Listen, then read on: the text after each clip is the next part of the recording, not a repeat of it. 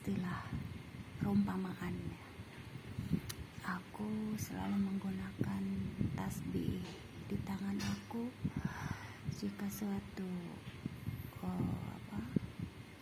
dalam keadaan darurat, sesuatu hal yang dipakai yang bisa menenangkan hati aku, ciri khas aku ya. Terus dimana aku harus selalu mengingat Allah, buat bertasbih. Dan di sini aku mengadakan perumpamaan ya. Kenapa kalau emas disebut dengan karat? Berapa karat emasnya? Berapa karat yang terbaik dari emas yang kita pakai, yang merupakan perhiasan yang termahal ya, termahal. Emas adalah perhiasan yang termahal. Tapi khusus buat aku, setelah aku mengalami fase-fase memakai perhiasan emas dulu, terus kemudian dirasakan setelah memakai, dirasakan yang aku cari hanya ketentraman, ketenangan batin. Jadi perhiasan yang menurut aku paling berharga adalah perhiasan yang bisa menenangkan hati. Kalau bicara karat, sekarang zamannya musim wabah corona, terlihat bahwa di hati manusia juga ada karat,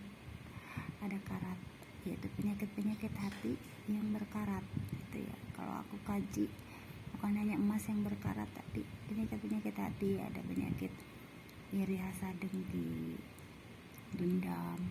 Ada penyakit karat, tentang karat asmara. Ada karat berkarat asmara. Ya disitulah. Maka ketika karat itu terlepas dari dalam hati, maka terlihatlah kilaunya bintang ya. Makanya kilaunya bintang itu masih terhijab.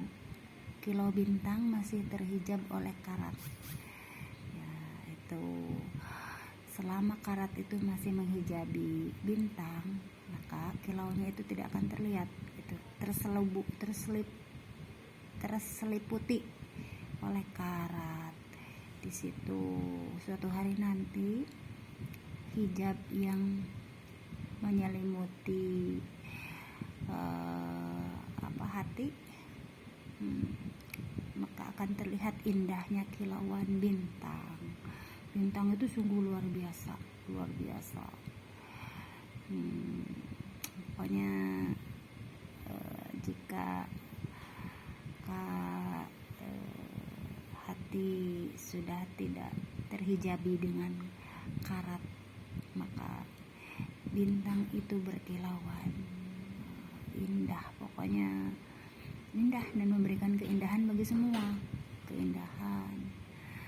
Pokoknya itu. Di sini aku balik lagi bicara tentang perhiasan yang membuat aku tenang, tentram adalah selalu dekat dengan tasbih ya. Terus aku menyukai hal-hal yang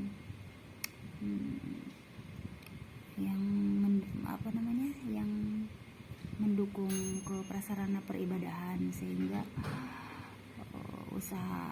usaha tambahan ya, sisa waktu senggang aku juga dipergunakan untuk mengadakan perlengkapan ibadah. Terus selain busana syar'i ya, jadi pokoknya yang menunjang lah. Dan karena di situ berkahnya luar biasa ya di situ. Jadi sebaik-baik hati adalah hati yang tidak terhijab. Hati, maksudnya hati yang tidak terhijab dengan Robnya itu Allah ya. Tetapi bagi seorang mukmin justru sebaliknya. Kalau muslimah itu harus dihijab. Kenapa hijabnya? Karena buat menutup aurat rambut, dari segi kesehatan, dari segi agama, itu banyak manfaatnya yang aku rasakan gitu.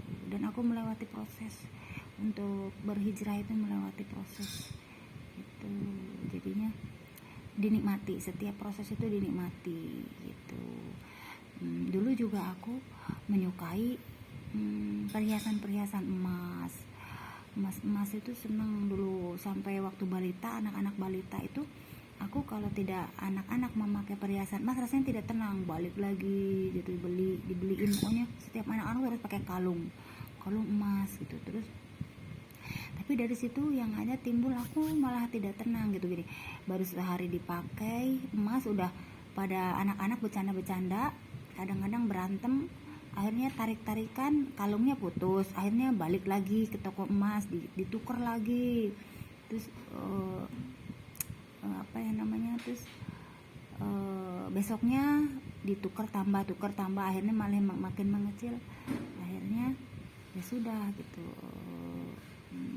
Ya agak rugi juga sih, cuman di sini kan bisnis emas itu bener-bener luar biasa. Sampai sekarang musim wabah corona ini tidak mengurangi wanita-wanita muslim atau muslimah untuk tidak belanja emas ya. Aku survei di musim wabah corona ini, meski padahal sembako udah pada mahal ya, sembako mahal, tapi mereka masih pada beli emas, itu tertarik karena mungkin itu udah jadi tradisi ya. Aku lihat udah tradisi gitu, udah tradisi kita, dan saya menghormati setiap wanita muslimah, itu kan haknya masing-masing untuk menggunakan perhiasan gitu. Tapi kalau khusus buat aku itu perhiasan, karena udah melewati fase itu ya, aku udah melewati fase dimana dulu pernah bolak-balik ke toko emas, memakai emas tuh, pokoknya harus